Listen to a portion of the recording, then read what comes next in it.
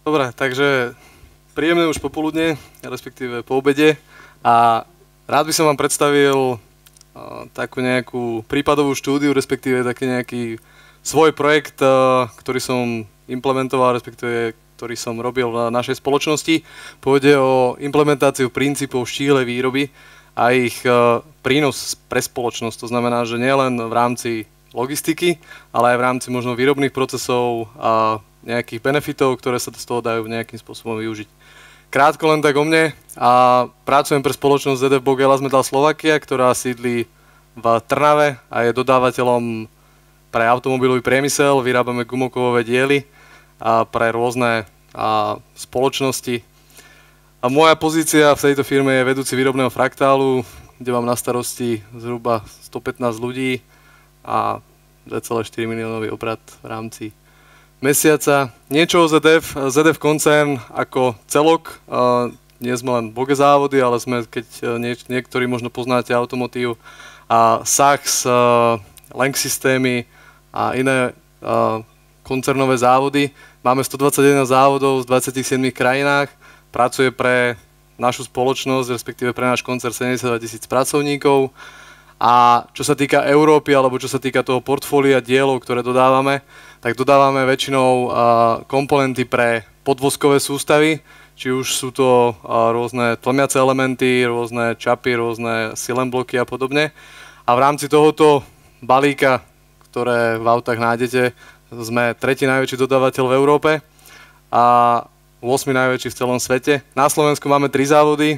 Jeden je ZF Bohg Metal Slovakia, z ktorého prichádzam ja.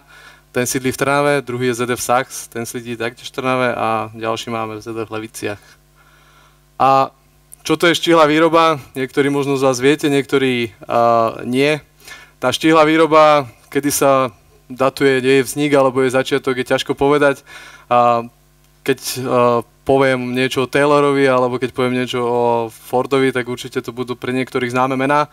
A ten samotný systém, alebo respektíve tie princípy, ktoré boli dané do takého väčšieho globálneho balíka alebo takej väčšej skupiny, vznikol v Toyote v 50. rokoch minulého storočia ako Toyota Production System, ktorý vymyslel a spoluautorom je Taiichi Ohno. A kedy základným princípom, a to je v podstate aj nejakým takým logistickým krédom, je just in time, to znamená, že dodávať zákazníkovi vtedy diely, keď ich potrebuje, respektíve dodávať produkty vtedy, keď ich naozaj chce. Hej? A v rámci Toyota Production systému oni to poňali z určitého extrémneho hľadiska, kedy potrebovali eliminovať čo najviac rôznych plytvaní, nazývali to plytvanie, ktoré vydefinovali a ktoré sú v rámci tých výrobných procesov. Či už je to miesto, to znamená, že možno nejaké nadmerné skladové pozície, či už sú to transporty. A teraz sa nemusíme baviť len o externej logistike, ale aj o internej logistike, ktorá v rámci spoločnosti je. Či už je to nadvýroba, to znamená, že vyrábame navyše veci, ktoré zákazník od nás nekúpi a ktoré máme u nás na sklade.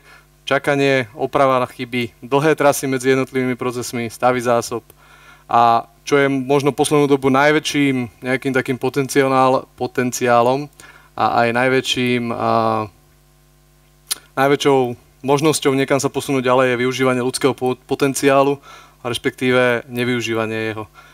Metódy, value stream mapping, tieto metódy, ktoré sú tu popísané, budem sa snažiť v podstate cez ten projekt, ktorý vám predstavím, niečo ukázať a použitie týchto metód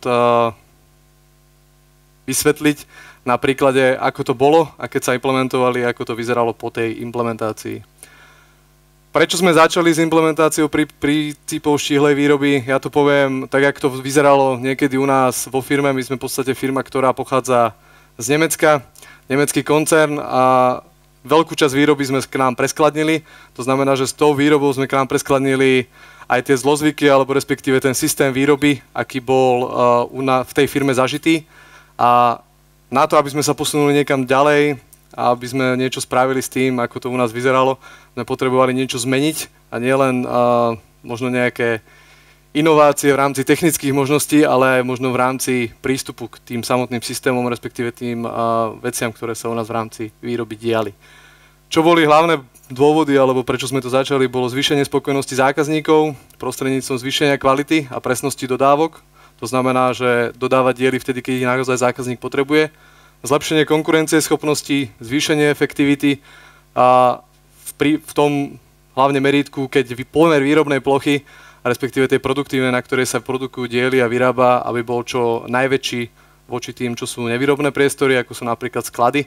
Zníženie vlastných nákladov, skladové zásoby, zníženie podárkov, opravenie podárkov, zvýšenie spokojnosti zamestnancov a štandardizovanie procesov.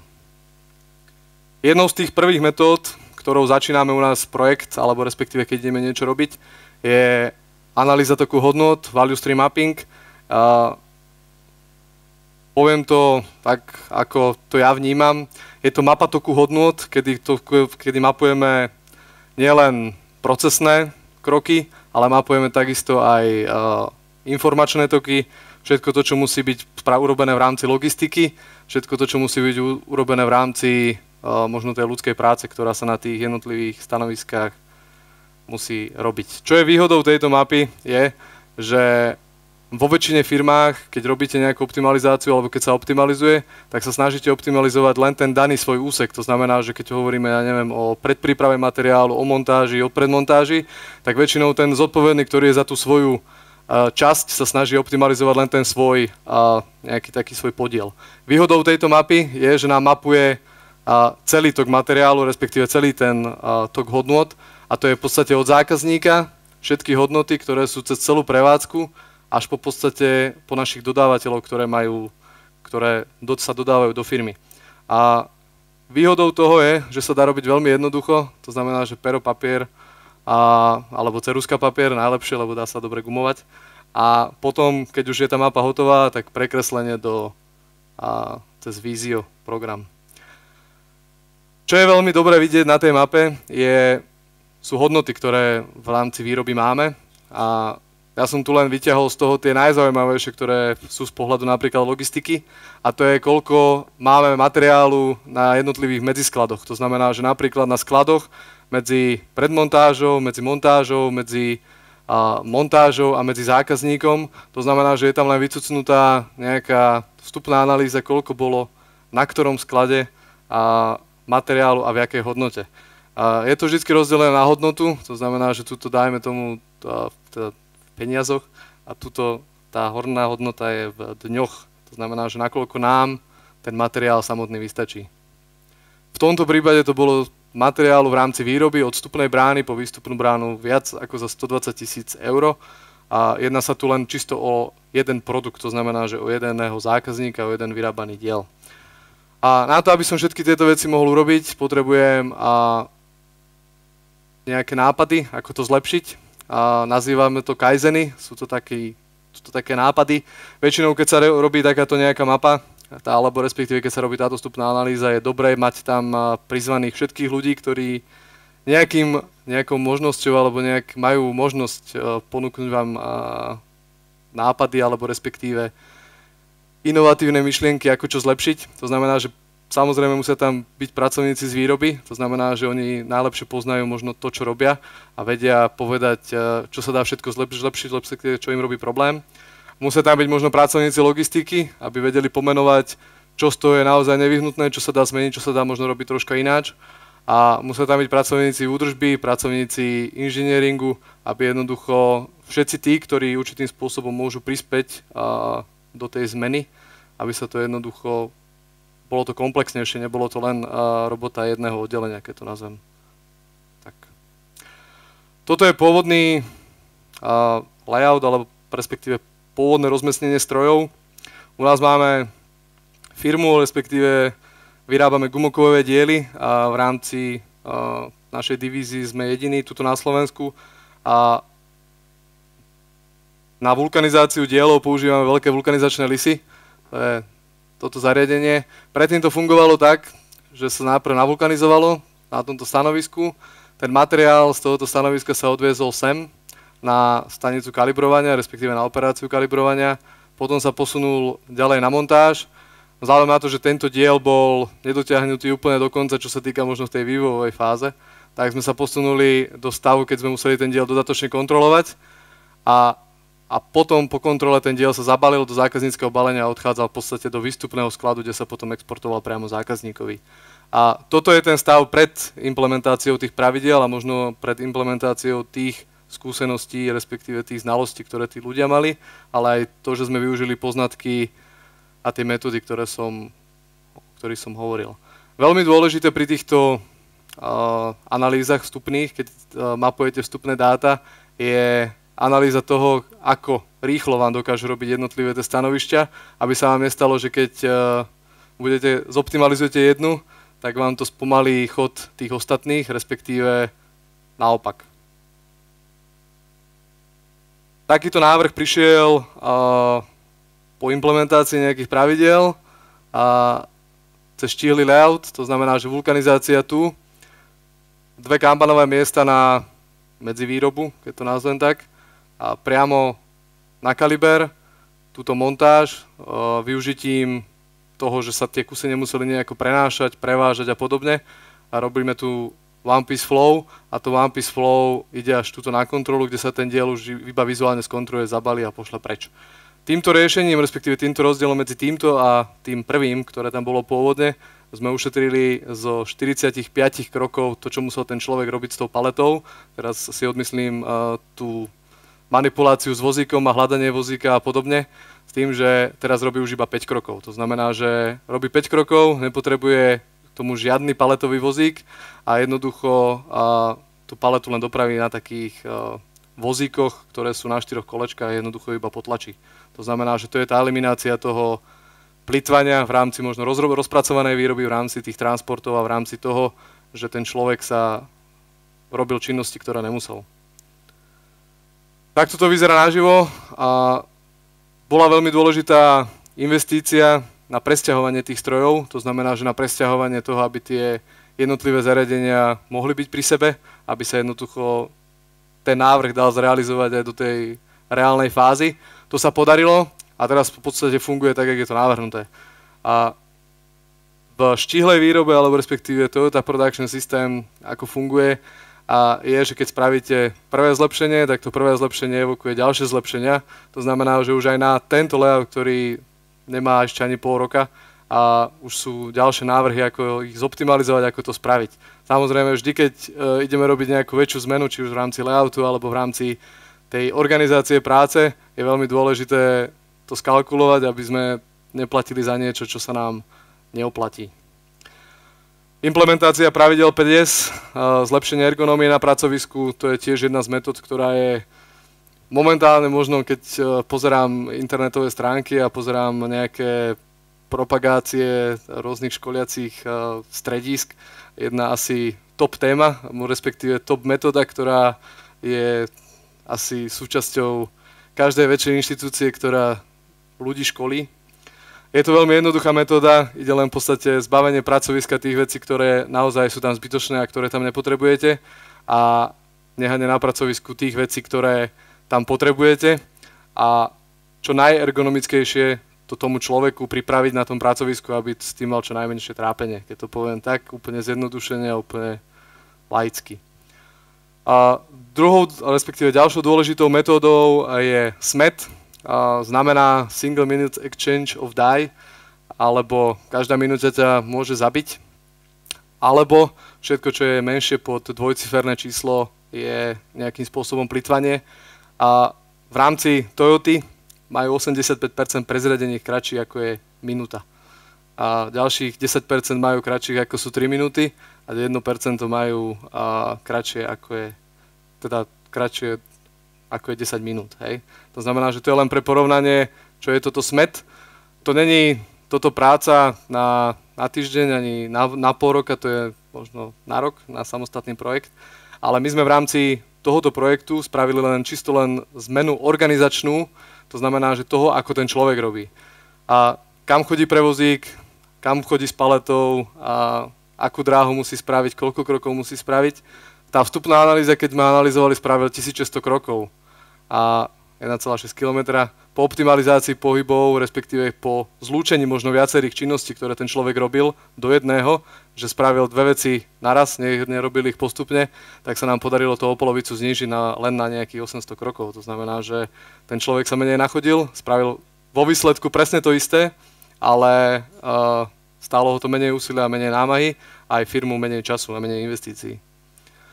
A robili sme to formou brainstormingu a robili sme to priamo na pracovisku, nerobili sme to niekde v kancelárii zavretí. Robili sme to tým systémom, že tí ľudia a samotní pracovníci si navrhli určitý sled krokov, ktoré majú robiť. V prípade, že im niečo nesedelo, tak to mali tuto nalepené a jednoducho tú kartičku si iba prelepili, aby sme dostali ten výsledný stav, ktorý naozaj bol efektívny, ale ktorý sa aj dal vykonať, dal sa spraviť. To znamená, že nebol to len papier, nebol to len postup z prípravy výroby alebo odniekal a že bol nevykonateľný, ale bol to postup. Spravili sme postup tak, že sme ho aj v reále odskúšali. Ďalšou dôležitou metódou alebo témou je štandardizovaná práca. A touto metódou sme sa posunuli naozaj o veľký kus ďalej. Kolegovia tu hovorili predtým, že mali problém s tým, že jedna pracovníčka to robila tak, druhá pracovníčka to robila tak a v podstate spravila 2 razy toľko. Toto je metóda, kedy nahrádzame bežný pracovný postup, takýto štvorstranový, bez obrázkov, len popis toho, čo ten človek má spraviť. A obrázkami, stručným popisom, stručným layoutom. Takýto pracovný postup však nerobí príprava výroby, alebo keď to nazvem, niekto, kto pripravuje ten proces, ale robíme ho v spolupráci s tými ľuďmi, ktorí to pracovisko najlepšie poznajú. To znamená, že ho robíme vo väčších tímoch, že pospájame ľudí z viacerých zmien, z viacerých pracovísk a dáme potom jeden dokopy, aby to bol vykonateľný. Ja mám k tomuto jednu takú, alebo respektíve, jak mňa to učili, a keď si predstavíte trénera fotbalového mužstva, a predstavíte si viaceré individuality v tom tíme, tak keď tréner niečo povie, tak každý z tých individualít, keď to zle pochopí, tak si to vyloží inak. Jeden bráni, druhý útočí a tretí stojí na autovej čiare. Hej? To znamená, že to sa nám môže stať, aj keď máme takéto nejaké pracovné postupy a jednoducho ten človek vykonáva tie činnosti inak, ako by ich mal, ale on to jednoducho ten písaný text, respektíve ten pracovný postup tak pochopil. Dosiahnuté výsledky. A tých dosiahnutých výsledkov bolo dosť. Ja tu mám vyťahnuté ich len pár, alebo respektíve tie najdôležitejšie. Eliminovanie potrebného miesta pre výrobu daného dielu, respektíve pre ten projekt z 85 m2 na 60 m2. To znamená, že sme zmenšili ten pomer tej výrobnej plochy k tej nevýrobnej, respektíve naopak. Eliminovanie medzioperačných transportov zo 45 na 5 krokov. Počet reklamácií od zákazníka za posledný rok na nule, zaklopem. A skrátenie prebežného času výroby, to znamená, že to koľko, odkedy k nám príde vstupný materiál, dokedy neodíde v podstate z firmy von, o 25%. Skrátenie výrobných časov tým, že sme ten proces troška zoptimalizovali a tam nám vyšla úspora 40 000 eur, to znamená, že tí ľudia robia menej za 40 000 eur. To znamená, že aj zvýšená produktivita. Skrátenie času prezradenia z 2,5 hodiny na 1 hodinu a to len organizačnou zmenou. Žiadnou technickou, len organizačnou. A zvýšenie efektívnosti využívania zariadenia zo 70 na 80%, skrátenie prestojov a náklady na opravy. Čo sa týka takých logistických ukazovateľov, keďže sme na logistike konferencii, a redukcia nákladov na špeciálne transporty, ktoré sme mali v rámci tohoto dielu z 20 000 za pol roka na 700 eur, to znamená, že išiel iba jeden jediný špeciálny transport na zákazníka z dôvodu toho, že sme nestihli vyrobiť to, čo zákazník od nás chcel. To znamená, že z 20 000 na 700, zmenšenie stavu zásob, toho, čo som vám ukazoval v tej mape procesnej, zo 120 000 na 80 000 a zvýšenie obratkovosti zásob. Pozitíva, keď implementujeme princípy štíhlej výroby, spokojnosť zákazníka, diely dostáva vždy, keď ich potrebuje, respektíve dostáva ich na čas, keď si ich objedná. Odbúranie plytvania z procesov, zvýšenie výrobných nákladov, väčší profit a možnosť prepojiť v rámci projektov rôzne oddelenia a rôznych pracovníkov. Toto je vec, ktorá v tých starších, keď to zoberiem, to staršie ponímanie tých líniových štruktúr v rámci väčších firiem nie že nemá obdobu, ale je vec, s ktorou sa vrcholoví manažéri alebo tí vyšší pracovníci veľmi ťažko vyrovnávajú, že v rámci projektov mu niekto, poviem, výrobný pracovník povie, ako sa to má robiť, respektíve ako by to malo vyzerať. To je vec, ktorú si aj my, možno slovenská nátura, bude na to musieť zvyknúť, aby sme sa posunuli niekam ďalej. A veľká možnosť sebarealizácie. Čo sú negatíva? Je ich viac, ako ich bolo pozitív, ale tých pozitív je o mnoho viac, ako som to napísal. Tých negatív je preto toľko, aby som možno upozornil na to, že keď sa implementuje niečo, aké to môže mať rizika, s ktorými treba rátať. A problém viacerých systémov plánovania, disponovania materiálu. Na tomto projekte sme začali využívať Kanban systém, to znamená, že začali sme využívať systém ťahu, nie systém tlaku. A jednoducho sa vyrába len to, čo si zákazník zoberie z výstupného skladu. To znamená, že nevyrábame na sklad, vyrábame len pevne stanovené množstva a nevyrába sa nič navyše. Ale tí ľudia, ktorí robia tú dennodennú rutinu, majú k dispozícii dva systémy. Jeden takýto a druhý systém, ten bežný, klasický, ktorý používame, to znamená, že plánovanie cez SAPku, cez nejaké forecasty, cez nejaké objednávky a jednoducho vtedy to tým ľuďom môže troška komplikovať život, že musia pracovať dennodenne s dvomi rôznymi systémami. A čo sa týka problém kompetencií, projektové riadenie, líniové riadenie, to je to, čo som hovoril, technologické špecifika jednotlivých častí výroby. A tie linky môžete staktovať tak, aby ste mohli vyrábať one piece flow, to je ten ideál, že by ste mohli vyrábať na každom procese po jednom kuse, aby ste mali čo najmenej rozpracované výroby. Nevždy sa to dá a nevždy vám to technické možnosti v rámci tých procesov dovolia. Takže to je možno taká nejaká prekážka, nie je neprekonateľná. Špecifika riadenia procesov jednotlivých oddelení. Každý vedúci má určitý nejaký svoj systém riadenia, systém toho, ako tých ľudí manažuje, systém, ako tú výrobu riadi a podobne. To znamená, že aj tam môže byť prísť tomu problém. Rozdelenie produktov podľa ABC analýzy. A na toto riadenie, o ktorom hovorím, respektíve možno to ťahové riadenie, je alebo najefektívnejšie sú tie produkty, ktoré idú stále.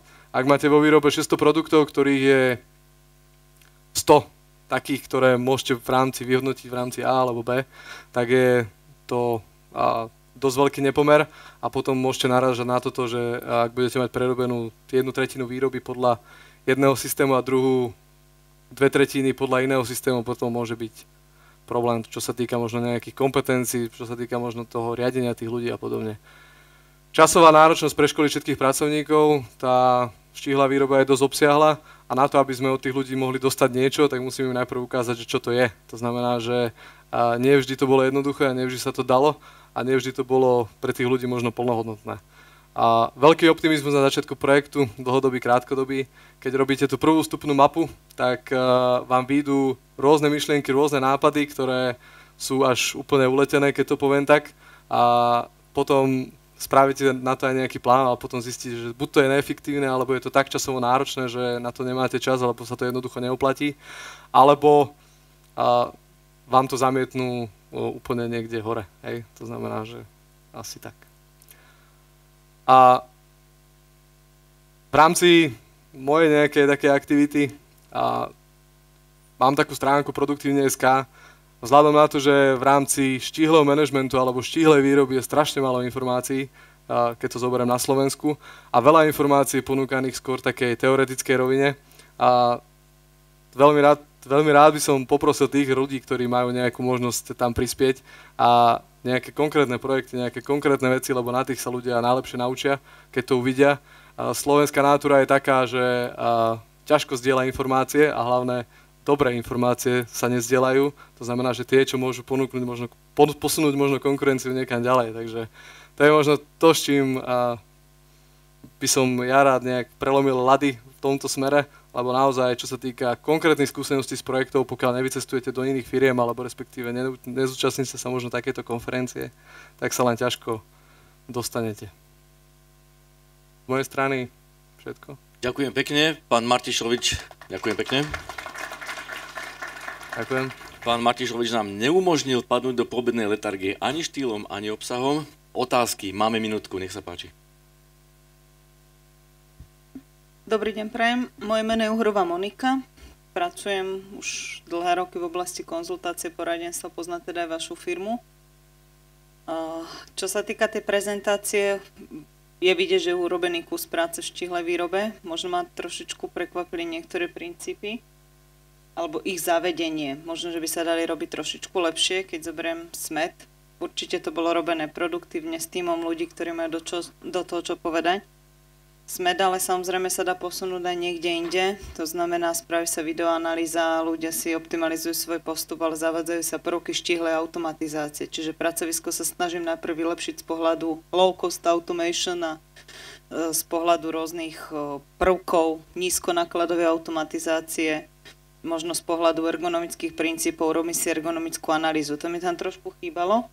A potom ešte jedna vec, povedali ste, len čo sme layout zaviedli, už sa tam našli samozrejme zmeny. Vždy sa dá optimalizovať na tom, čo si vymyslím. Niekoľkokrát tu padlo slovičko simulácia. Je mi jasné, že pri takýchto maličkých projektoch sa simulácia robiť nebude. Alebo je to nákladnejšie, ako je očakávaný efekt. Na druhej strane, keď spomínate Toyota Production System, využívajú sa metódy ako je čaku linka alebo mock-up linky rôzne. Robili ste aj niečo takéto s týmom ľudí? To je prvá otázka. Druhá vec, či sa vôbec robilo na low-cost automation ergonomike pracoviska. Ako sa vyhodnocoval projekt a kam sa chcete posunúť práve v tom pracovisku niekde ďalej? Lebo ja tam vidím ešte niektoré veci možno z pohľadu tých X projektov od roku 2000 sa venujem tejto práci, ktoré by sa možno dali posunúť ešte ďalej. Tento projekt, ten, ktorý som teraz odprezentoval, štartoval, teraz neviem, či poviem presný dátum, niekedy 20. augusta 2012. To znamená, že v priebehu od augusta do teraz sme dokázali zmeniť ten layout, spravili sa nejaké organizačné zmeny. Čo sa týka toho smetka ako takého, pravda, to bola tá prvá fáza ešte len, kedy sme spravili tú organizačnú zmenu. To znamená, že sme skúsili optimalizovať tú prácu tých ľudí bez veľkých investícií v úvodzovkách, bez veľkých investícií. A vieme využiť technológiu, ktorú máme v sesterskom závode, kde prezraďujú formu za 15 minút. Hej? Kde majú magnetické platne, bez upínania, jednoducho dokážu to robiť takto. Ale my sme v prvej fáze potrebovali tých ľudí naučiť, že dá sa to robiť aj ináč.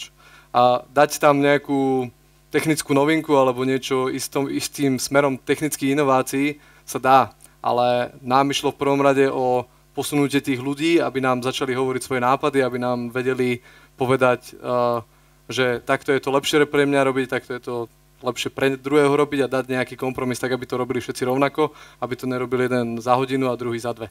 Čo sa týka možno tých liniek mock-up a tých simulácií, tak to začíname využívať na nových projektoch. To znamená, že keď nám príde nejaký nový projekt, tak mock-up linky staviame, robíme to za účasti takmer všetkých oddelení, to znamená, že tam sa vystriedá obsluha, údržba, všetko možné. Možno len pre tých, čo nevedia, mock-up to je v podstate tá atrapa, respektíve nejaké zostavenie linky z papiera, dajme tomu, alebo z nejakých papierových kartónov a vyskúšanie si celého produktu, respektíve montovania produktu a na takejto linke. Čo sa týka čaku linky, tak v podstate to spojenie toho kalibrovania toho dielu a tej montáže, tak to je de facto čaku linka, lebo robíme kus po kuse, je to one piece flow a viacej tam človek nemôže robiť, len tam behá v podstate do takého L-ka, keď to nazvem. Toto je od augusta. Ten projekt má trvanie do rok, je stanovený ten projekt a tam sú konkrétne ciele, konkrétne dané. Len toto je vec, ktorá tá prezentácia, keby trvala hodinu, tak by som tam našiel ďalších pár vecí, ktoré by som sa rád podelil, ale trvá len 20 minút, takže... Ďakujem pekne. Ak sú ešte otázky, máme čas na to, ale poprosím hlavne otázky. Nech sa páči dve. Poprosím asistentku, podielte sa páni o mikrofón.